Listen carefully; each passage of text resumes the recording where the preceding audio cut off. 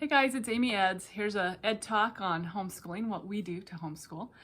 And I just want to share what we do. I've had so many friends ask me that are now interested in homeschooling. So many more people are homeschooling, which is awesome because I think everyone should know there are so many options out there. So I'm going to talk about the things that we do and our options and how we kind of run our school.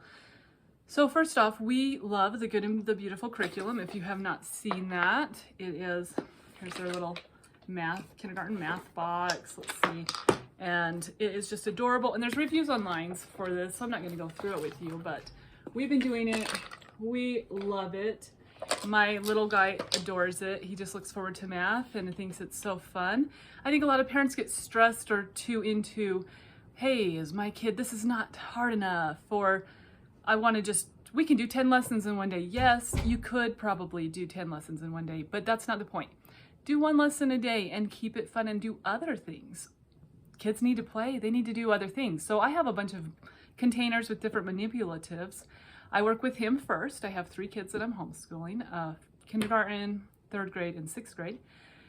And so I work with him. It takes about anywhere from 10 to 15. I try to keep it 15 minutes, 20 is my limit. And math, we plan for an hour, and language arts, we plan for an hour. And then we do lots of other things as well, and that's what I'm going to talk about. But that's not how we started, so don't feel overwhelmed. I have been homeschooling for 7 years.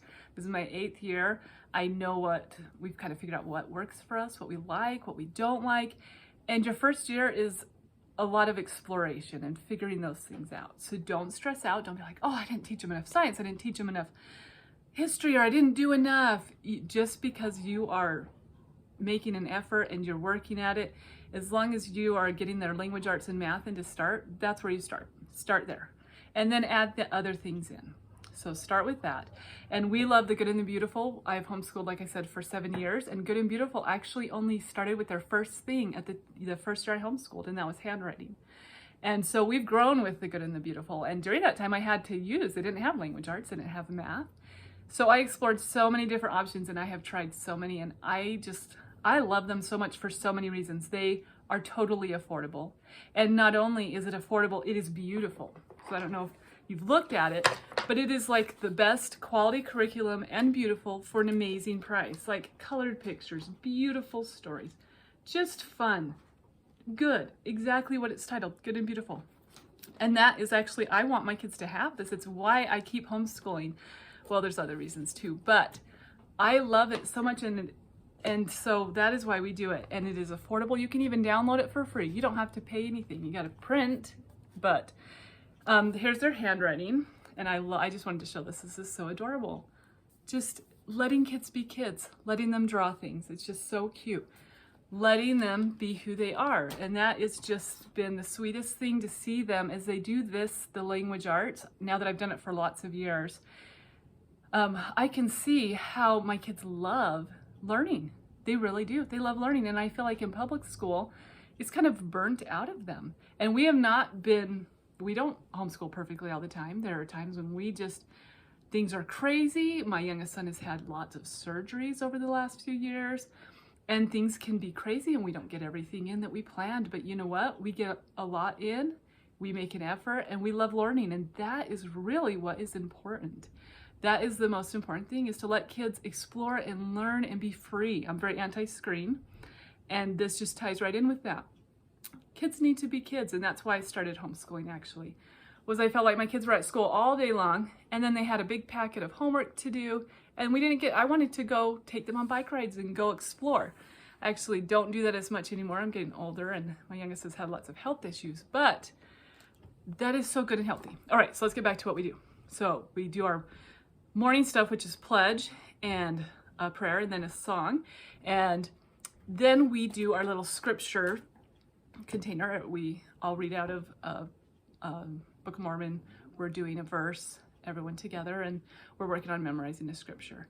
And then I have this basket that I just throw things in the basket for the week. I kind of just check it at the beginning of the week, or even each day if I'm like, I want to make sure I read this cute story. I throw it in the basket. Or I want to make sure we talk about this, so I throw it in the basket. So for example, I have this binder my husband put together, and it is so cool. He's a history I guess you'd say nerd. His major's in history and he loves history. And it's just really cool. It's just a binder of all kinds of things. So we go through a page and just look at a page. But now we're actually utilizing it, because I've always been like, I want to utilize it, but how? So things that I haven't fit in this year, I'm just throwing in my morning basket. And in that would also be like cute little nursery rhymes, poems. So we have this is a new thing that Good and Beautiful put out at the end of last year, Little Hearts and Hands. And it's like simple science for really little kids. Well, I only have one child that really fits in this category, but it's still so adorable. My older kids love it. So this is a morning basket thing because it's so short, and every other day we don't do it every day. We do this twice a week. But in the lesson, it's either a story or a video. And so we get to read a cute little story or watch a very well done video. They do a really good job on their science videos. I'm very impressed. So we do that in our morning basket, and then we rotate through a few other things. We do journal time at least once a week where they write. I've been telling them we have like, you need to write the truth in your journal, not make up stories. So then we also have a silly story day. And that has been really fun, where their dad comes in and starts a silly story. He's very imaginative. And I time him for 1 minute, and then they hurry and write. They have 10 minutes to then make up the rest of the story. And this has been one of the things I'm working on to help them love writing, because I feel like that is something we do need to work on, is helping them love writing. So we're doing that. And then we're also doing this poetry thing. Let's see, it's over here. And I have this adorable poetry book from the Good and the Beautiful level 3, but I'm actually not going to be using it because I opted to do the new level 2 to just reinforce some things and to help my sweet little girl love reading. That is one thing. I know I said they love learning, and they do, but she just has this thing that she thinks she hates reading, and it's really kind of funny, but she's doing great. Anyway, but she was so excited about this poetry book. And I have other adorable poetry books, but what we're doing is we're just reading some poems, and then they pick one that they then write in a book. And I love these books. You can buy these on Amazon. They're just like a storybook, and it's just plain white, and you can color and draw on it. It's just empty, it's plain. So then they're gonna write their poem in their best handwriting, and see, she's getting it all cute. And then they're gonna illustrate it. And we just work on it for like 10 to 15 minutes. And I don't know how long it will take us. I don't know how many poems we'll get in, but that's one of our little things that we're working on, and I'm really liking that. And then for their silly stories, I got a binder that has 3 different sections. So they're gonna have silly stories, then they're gonna have it's gonna be their writing notebook, and there's different things that they will be doing in that. Okay, I'm taking too long. I don't want this video to be too long. So what else do I want to talk about? I wanted to talk about, so back to Good and Beautiful Language Arts. They have so many beautiful books, and I am a huge fan of beautiful books. And I hear all the time people saying, so I have a daughter finishing up the level 5 language arts. It only came out, I want to say the end of last school year, maybe 2/3 through the school year. And she was doing the other level 5, but we wanted to do the new one because it just looked so beautiful. So she's working on that still, and that's fine. I don't mind. She's in 6th grade, doesn't really matter.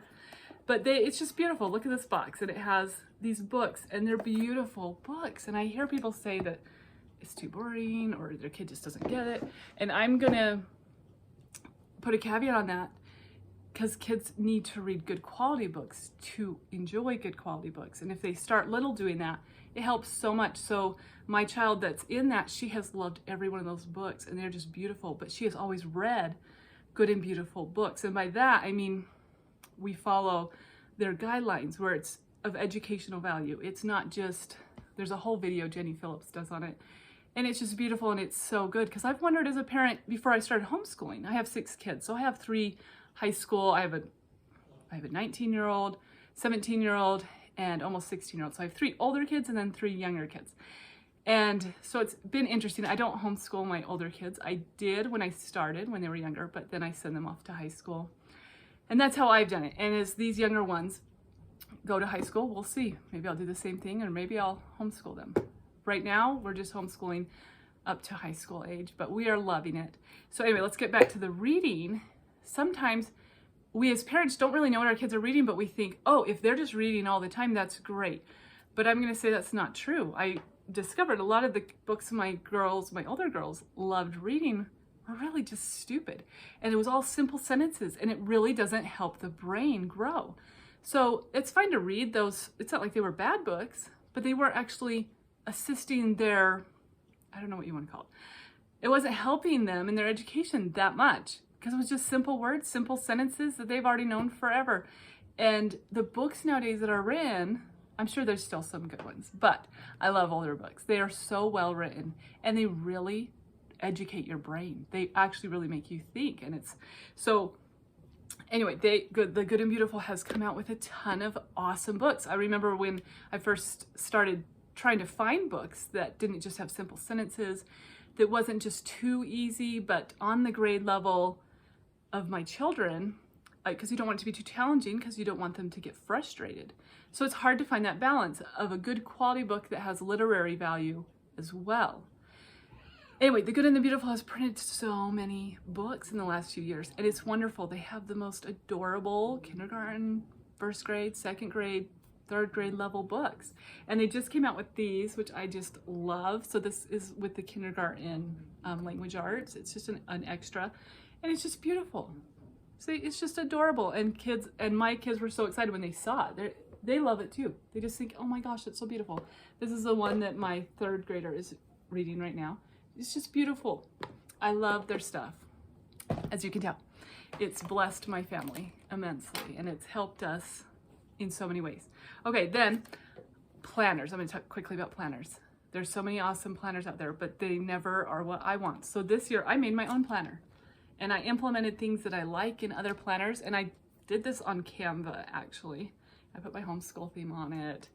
I wish I had made it August to June, but anyway, so here we go. I have my month pages, and I put a tab on those, and then I have my weekly pages. And this has been really fun. Here, I'm gonna go to a blank one. You don't get to read all the stuff I've written. But one of the things that I need everything in one place. So I just have my little notes, meals, appointments, and I like the appointments kind of set out because I'm like, oh, I need to be somewhere today at a certain time. And then down here I have, I guess I shouldn't show that, but all the names of my family and their needs and whatnot. So I remember, okay, this child needs me to remember that they need maybe more patience with learning a certain thing, or maybe they need me to go buy something for them, or maybe they just anything. It could be any needs. I put needs, wants, and goals. Or maybe I need to help remember that they've got a goal set to do something. So that's what that little section is for. And then my little remember is things for me, and I'll show one that I've written on. Let's see. Kind of just to help build me up, but it's like, remember, be a builder, build my kids, because it is hard. People always say, I don't have enough patience to homeschool. Guess what? Neither do I. I don't have enough patience to homeschool either. Who does? No one does. It's hard. I was actually a high school teacher, and you know what? Teachers don't have enough patience either. I've been with teachers, and I was a teacher, and they're awesome. Everyone is awesome. Everyone has beautiful things to share, but that doesn't mean they're perfect, and it doesn't mean that they don't make mistakes or they don't have bad days. So just remember that. When you're like, well, there's no way I could homeschool. I don't have the patience. I have bad days. I'm always having an emotional problem. Do you think all the teachers in the world feel perfect and great all the time? Especially these last couple of years, they've been put through a ringer. Anyway, and then I have one more page in here each month that was for me to just, and I really liked this in another planner that I had used in the past, just some aspects of it, but things to just my own ponderings or my own things, and just kind of leaves it open, but it's cute and beautiful. I love things to look beautiful and feel beautiful. It helps me want to do it. So I don't like just black and white and just lines. I like it pretty, and I have cute pens that I can use. And some weeks I don't make it look very pretty. I just use a black pen. And then some weeks I take more time to fill it in. And that really has been helping, because also on there I put a section called Return and Report. And I've been writing what I liked about what we did in homeschool and what worked well, and then what we could improve on and what didn't work well, and how. And I think, okay, is that important to continue trying, or are we going to nix it, or what are we going to do? And then, sorry, my kid just opened the door and now it's noisy and I lost my train of thought.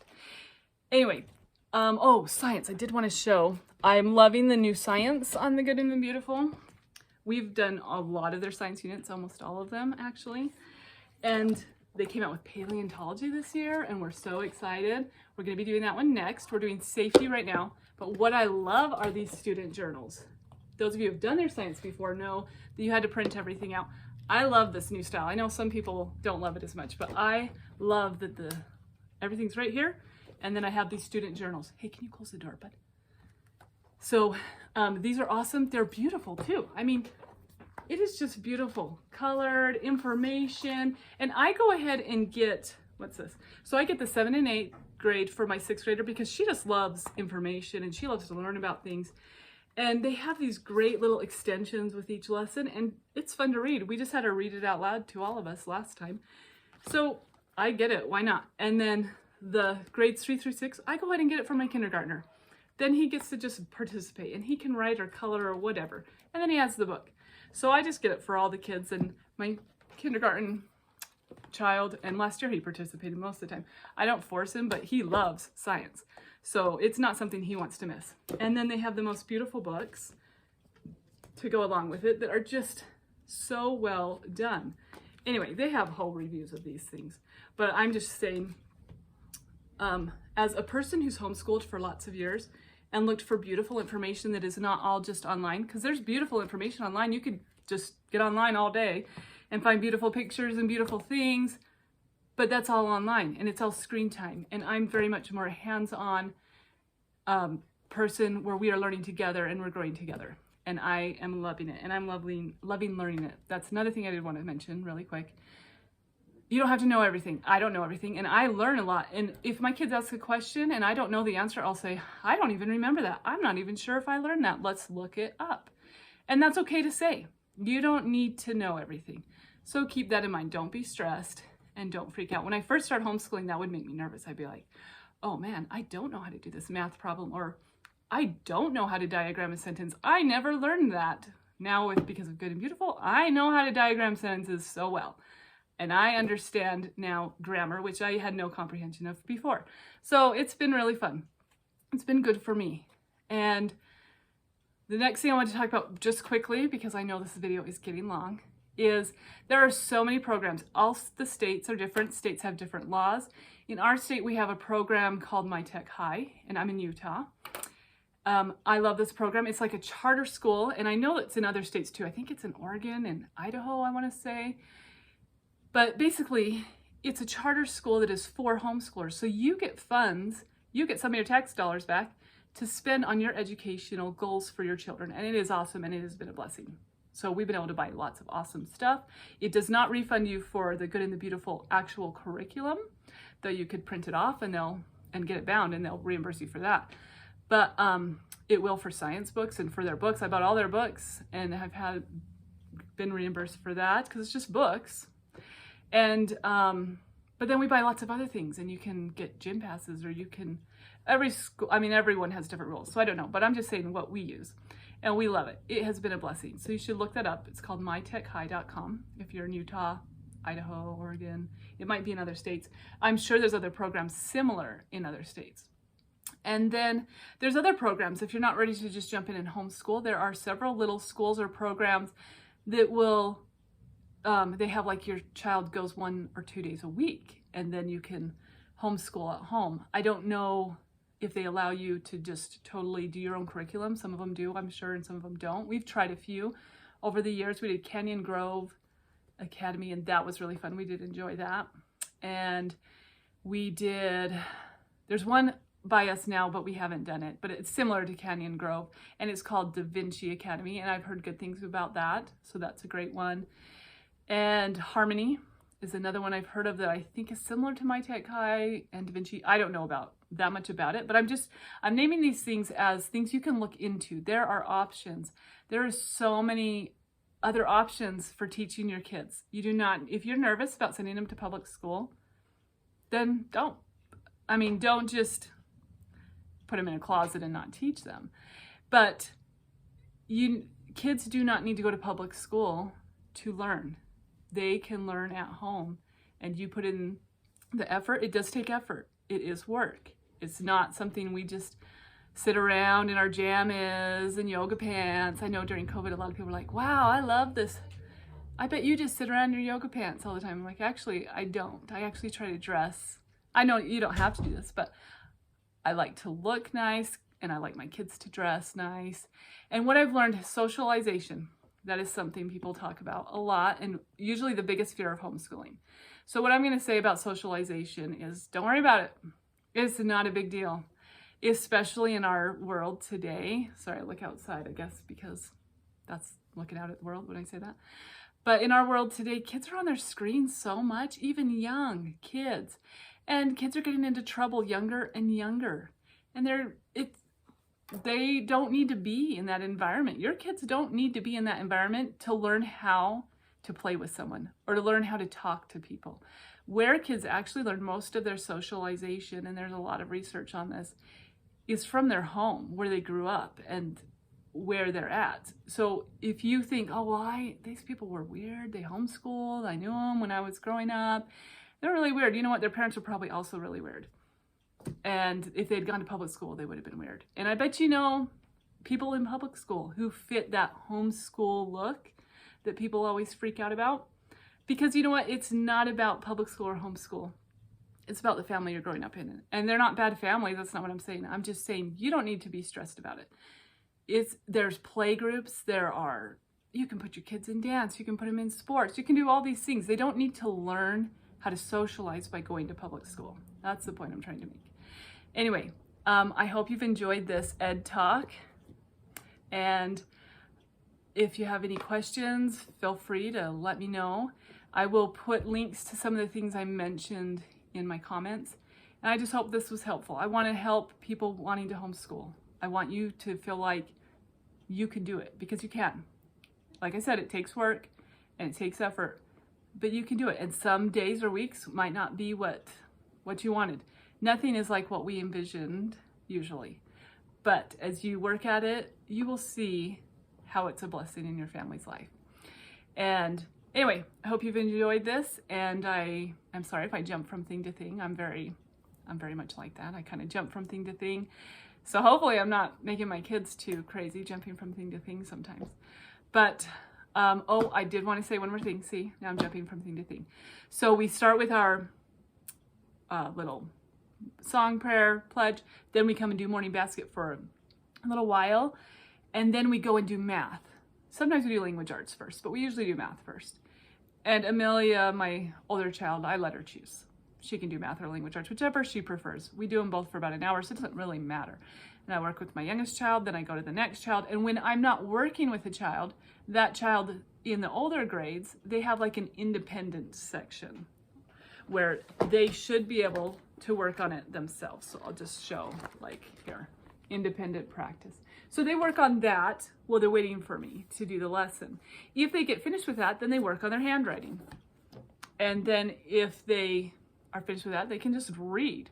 So that's what I have them do. Or if they're confused, if it's math or language arts and they're confused, I just say, go read. Read out of your book or work on handwriting. And then if they finish their lesson, if they get finished with stuff while they're waiting, they get to play with I have several different little containers with fun little manipulatives, and that's been awesome because they really want to do that. So it's a good motivator, and they only get to play with those if they've finished their stuff. So that's been really awesome. And then we usually do, depending on time, some mornings we get started later. We try to start at 8:30, but sometimes it's not till 9:30. And that's just life, and that's how it is. I have older kids that have a late start day once a week, and sometimes I have to run someone to work, or there's just things that happen. Life happens. So if that's the case and it's going to be a later start, I get them going on, I have them go practice their instruments or get them doing individual things that they can work on while they're waiting for school to officially start. And that's a really great thing. They don't be stressed. Oh, we didn't start at 8:30. We're messed up for the rest of the day. No, get them started on something or don't. And then when you get started, just get started and do school when you can. That's fine. Don't stress. Just try not to stress, because I think that's one of the biggest issues is we freak out. We stress ourselves out so much that then we're uptight and it's stressful. Try to just be kind to yourself and be like, okay, we'll get to it when we get to it, and that's okay. We're going to get to it. So keep that in mind. And then we usually do recess or science. And for recess, they go out and play. I have a big school bell, like an old-fashioned one, and it's loud, and I love it because I hate yelling. So I actually do ring the school bell. I don't know if my neighbors appreciate that. And then we've tried to make our yard really fun. Sometimes we go to a park, but that's not very often. We usually, so now here's another thing. We do school Monday through Thursday, and then Friday is our adventure day where we then go somewhere. And then there is a play group that meets on Thursdays that we sometimes go to. That's like a homeschool PE group in this area, and it's on Thursday afternoons. So we sometimes hit that as well. But that's dependent on our other things because we have other things going on sometimes. So then we end with, so then after recess or lunch, I usually do a read aloud. So we just finished The Little Princess. If you have not read that book, it's the most beautiful book ever. So read it. It is just beautiful. So beautiful. Anyway, so we just finished Little Princess. We were all in tears at the end. And if you know me, I don't cry. So that's a big thing. And then we usually do language arts after that. Walter, I sometimes, my youngest, my kindergartner, sometimes I will have already done his little language arts lesson because it's kindergarten. I don't insist that he's doing quite as much. His little lessons are short. If he gets them done, sometimes I'll work with him while they're working on their poetry book or while they're doing some of their other things. And so he's done earlier than the other kids. And that works really well too. But he usually likes to stick around. It's kind of funny. Even if he's done, he'll usually stay around, play with some of the manipulatives, or work on drawing or handwriting, and it's adorable. So this video has gone way too long, and I apologize. I hope this is helpful to those of you thinking about homeschooling, wondering what to do. You could start tomorrow and go download The Good and Beautiful, print off the first lesson, see if you like it. Try it. If your kids are in school and you're debating, print off a couple lessons, try it with them for their homework, and just try it. Anyway, good luck. Let me know how homeschooling is going for you, and I'll do another ed talk sometime. I have no idea when, because that's how we roll. Anyway, have a great one. Bye.